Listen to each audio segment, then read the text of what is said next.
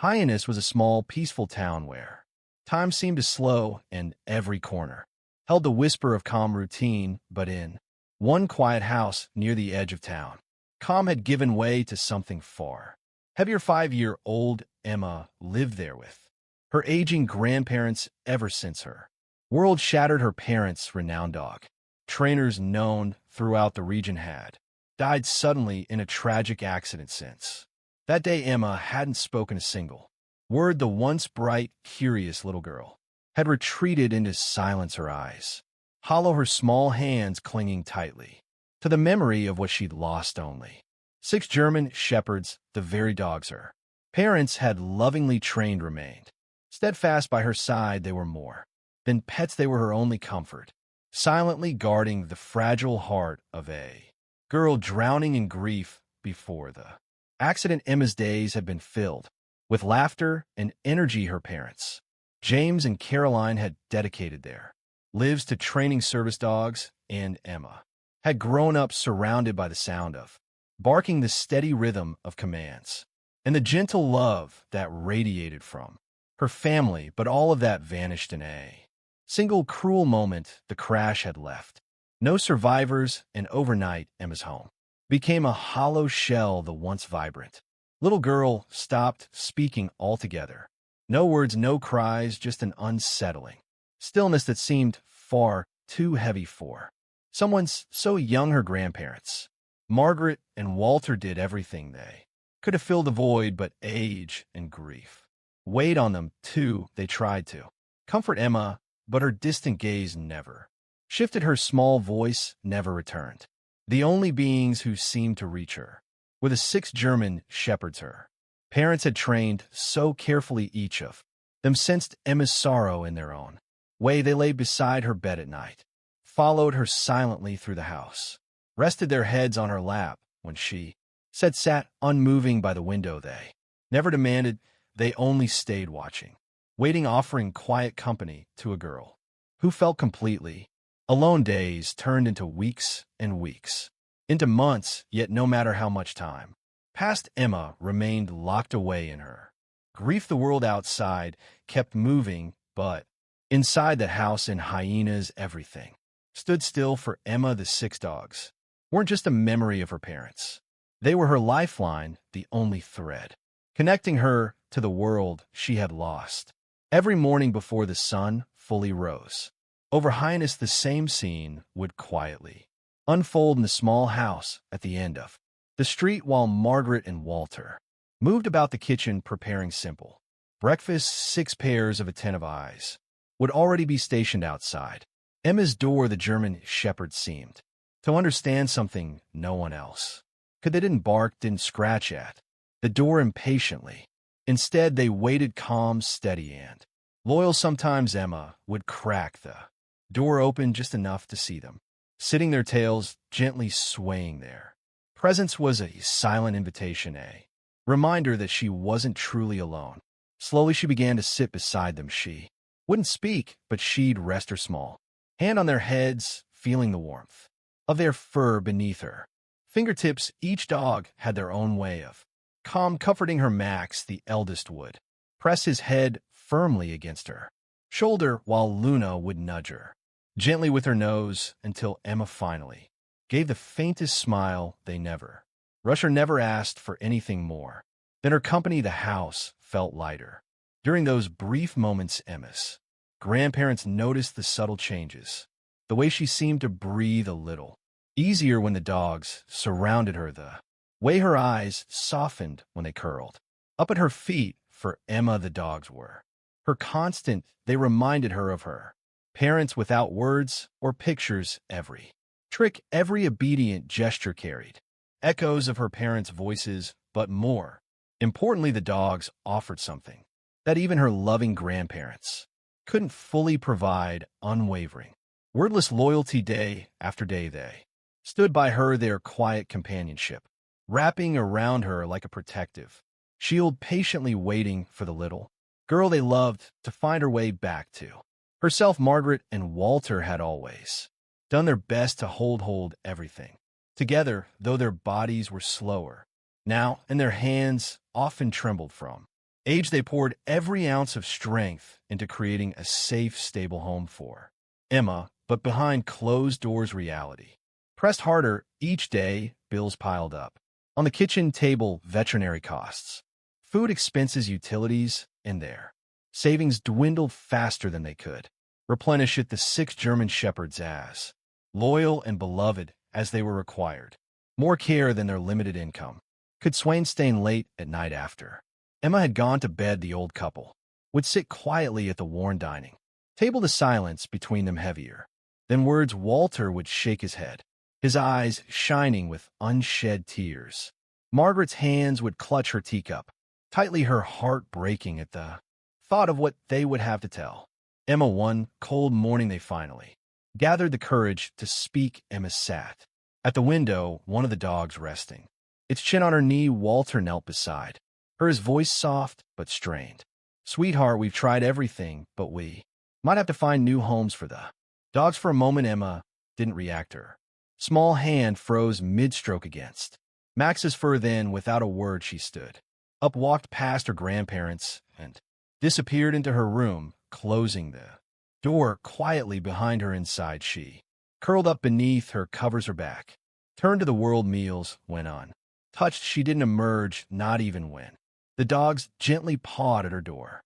Outside her room, the 6 German shepherd seemed restless. They paced the hallway, noses pressed against the door, ears twitching as if they understood every word spoken earlier. They didn't bark or whine, but their usual calm had shifted into something tense, uncertain. Max, the leader, would pause by the door longer than the others, his gaze steady as though he knew exactly what was happening. Yet, whenever Emma cracked the door open, even slightly, they greeted her with the same quiet strength, tails wagging gently, eyes soft, nudging her hand in encouragement, though something deep within them sensed they might not have many days left by her side. None of them showed weakness. Instead, they stood firm, refusing to let their sorrow show, determined to lift Emma back up, if only for a little while longer. Days passed in silence after Emma heard the new news.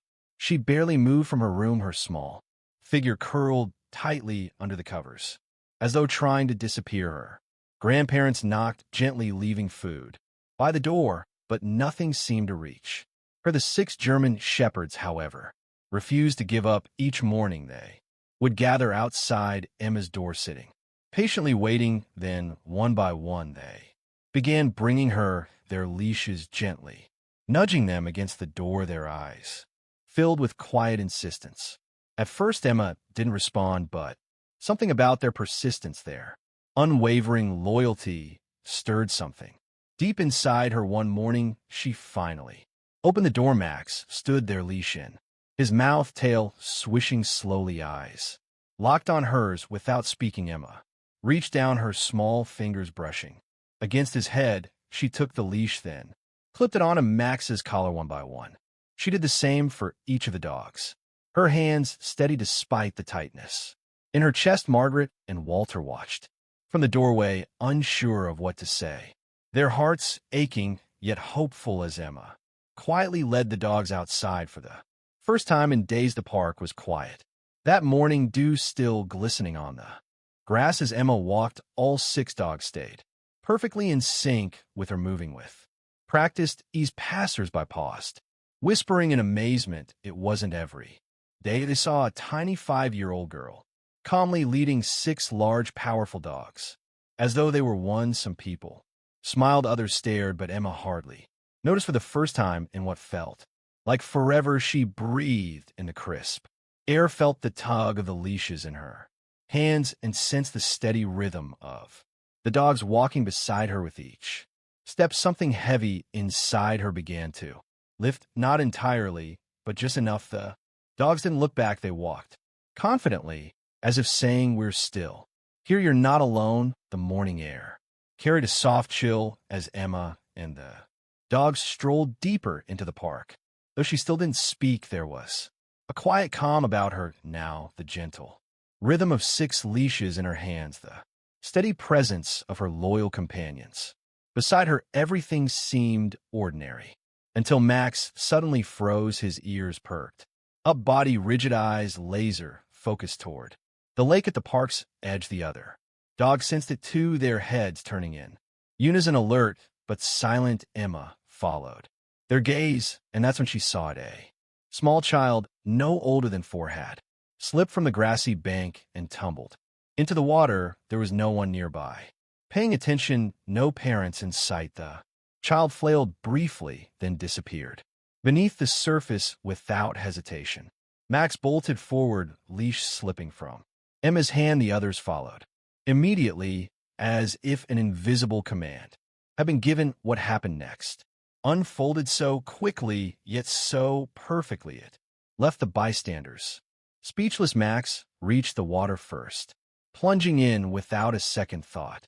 Right behind him, Luna and Rex flanked him on either side, their powerful bodies cutting through the water with practiced ease. On the bank, the remaining 3 dogs spread out, barking sharply, drawing attention, signaling for help. Under the surface, Max reached the child, gripping gently onto the back of the toddler's shirt without hurting him. Luna swam alongside, keeping the child balanced, while Rex stayed just behind, nudging them toward the shore. The entire sequence felt almost choreographed, each dog knowing exactly what role to play.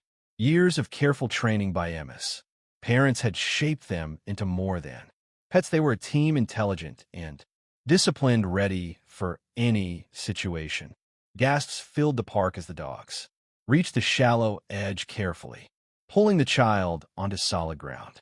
Within moments, park goers rushed over, one woman grabbing her phone to call for help, another kneeling beside the crying but safe toddler. Emma stood, frozen heart pounding, watching her dogs return to her, wet, shivering, but calm as ever. Someone nearby whispered in awe, "Those dogs, they knew exactly what to do." Another murmured, "I've never seen anything like it." In that moment, everyone understood these weren't just ordinary dogs. They were heroes. For a few breathless seconds, no one moved. Parents clutched their children closer. Strangers stared in stunned silence, witnessing something extraordinary. And by the afternoon, the entire town was buzzing. Someone at the park had captured the entire rescue on video, a tiny girl calmly leading 6 powerful dogs, and then, without hesitation, those same dogs springing into action to save a child's life. It didn't take long for the video to spread. First, it appeared on local news stations, then it was shared across social media, viewed thousands, then millions of times. People everywhere were stunned, not just by the dogs' bravery, but by their discipline and teamwork. Comments flooded in praising the intelligence of the German shepherds and the incredible composure of the little girl walking them. But soon as more details emerged, admiration turned into something deeper. Reporters dug into the story and learned about Emma, the 5-year-old girl who hadn't spoken since losing her parents, who now faced the heartbreak of possibly losing the only family she had left. Her 6 dogs. Photos of Emma, quiet and small, standing between the tall, protective figures of Max, Luna, Rex, and the others, touched hearts across the country. People couldn't believe that, after everything, she might be forced to give them up because of financial hardship. Message poured in, donations trickled, then flooded from strangers, moved by the bond between Emma and her dog's parents. Dog lovers, even organizations stepped forward, offering assistance to ensure Emma would never have to part with her loyal companions. It wasn't just sympathy, it was a shared determination to protect the bond between the little girl and her dogs. Margaret and Walter were overwhelmed by the outpouring of kindness. They had spent so many sleepless nights worrying, burdened by what felt like an impossible choice. Now, neighbors knocked on their door offering groceries, others offered help with vet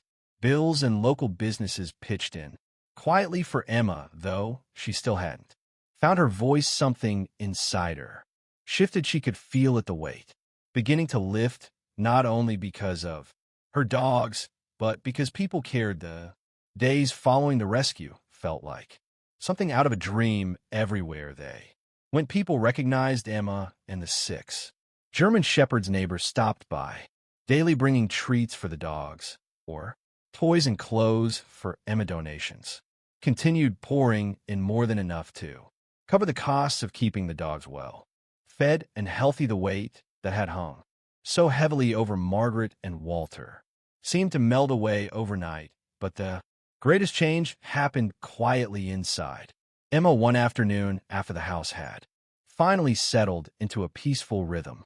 Again, Emma sat cross-legged on the living room floor. The 6 dogs gathered around her, each lying patiently at her feet. For a long moment, she simply stared at them, her fingers running absently through Max's fur. Her grandparents watched from the doorway, hearts filled with cautious hope, and then something incredible happened. For a long, breathless moment, there was only silence, the kind that wraps around a room like a held breath. Emma's lips parted, and in the softest, almost uncertain voice, she whispered, "Max." The room seemed to freeze. Max immediately perked up, ears twitching, his gaze fixed intently on her.